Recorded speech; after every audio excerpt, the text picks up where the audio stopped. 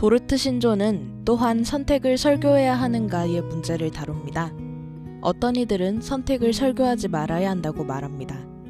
알미니우스 주의자들은 선택 교리를 언급하는 구절이 성경에 있음을 부인하지 않습니다. 그러나 선택 교리를 설교해서는 안 된다고 말합니다. 선택 교리는 사람들을 매우 혼란스럽게 하기 때문에 그냥 말하지 말자고 합니다. 그러나 우리 개혁주의 선조들은 만약 성경이 선택을 가르친다면 선택을 설교해야 한다고 말합니다. 하나님께서는 우리에게 유익이 되지 않는 것은 어떤 것도 성경에 계시하지 않으셨습니다.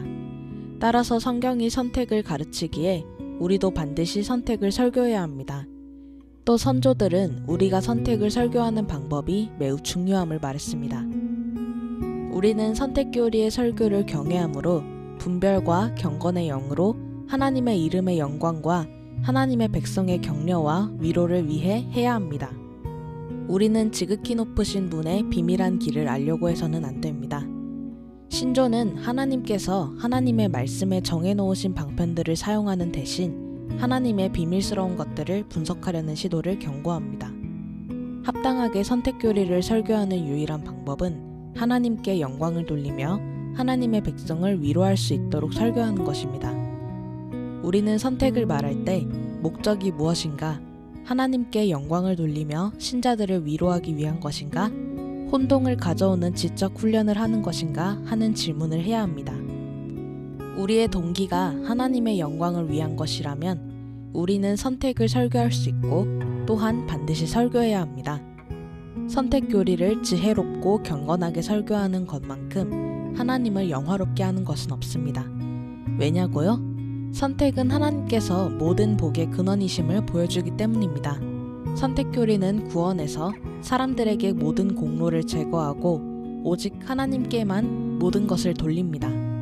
그리하여 선택 교리를 설교하는 곳마다 죄인들을 겸비하게 합니다.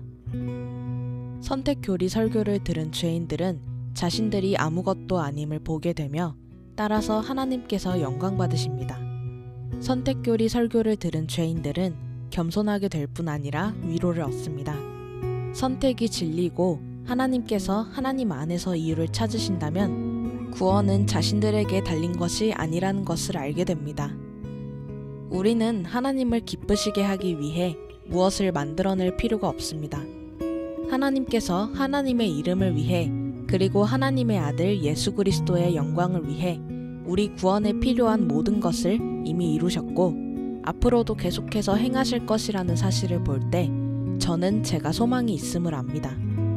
어떤 선이 제게서 나와야 한다면 구원은 불가능한 것이며 오직 바리새인들만 즉 하나님 앞에 가져갈 선행을 가지고 있는 자들만 구원의 자격을 얻게 될 것입니다. 그러나 이제 여기에 구원이 있습니다. 심지어 세리에게도 구원이 있습니다.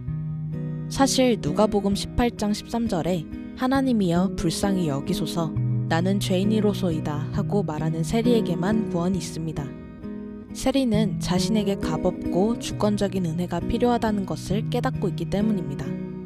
여러분 중 어떤 분들은 자신에게 도르트 신조가 말하는 이런 열매들과 증거들이 부족하다고 생각할 것입니다. 나에게 참된 믿음, 자녀로서 갖는 경외심, 죄에 대한 거룩한 슬픔이 있고 내가 진실로 경건한 삶을 살고 있는 걸까? 당신에게 이 모든 것이 부족하고 이런 열매들 중 어떤 것도 분별해내지 못한다 하더라도 이런 사실로 당신이 주님께 나아갈 수 없다고 결론 내리면 안 됩니다. 당신 안에서 어떤 증거도 보지 못한다면 당신이 택함받은 자라고 결론 내리지 않을 수는 있습니다. 당신은 있는 모습 그대로 당신의 모든 부족함, 약점, 결핍을 가지고 그리스도께 나올 수 있습니다. 당신은 그리스도께 나아와서 주여, 제가 가지고 온 것이 없음이 두렵습니다. 하지만 있는 모습 그대로 저를 받아주시고 주께서 원하시는 모습으로 저를 만들어 주옵소서 하고 기도할 수 있습니다. 우리가 이런 방식으로 주님 앞에 나온다면 대단한 일이 벌어질 것입니다.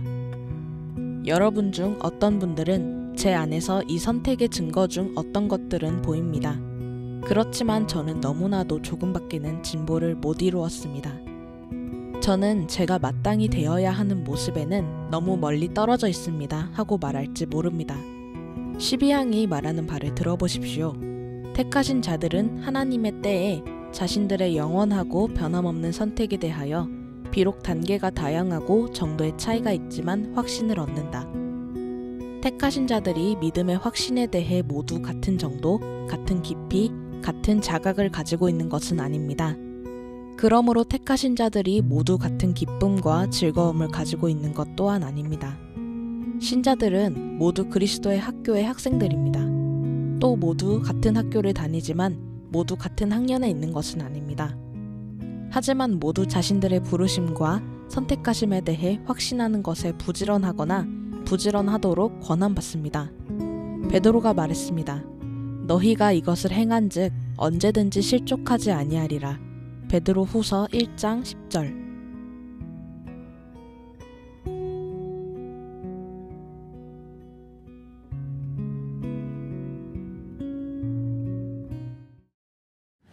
너희 만민들아 손바닥을 치고 즐거운 소리로 하나님께 외칠지어다.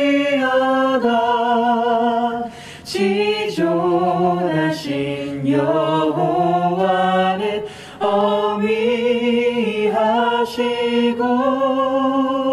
온 땅에 큰 임금이 되시리로다.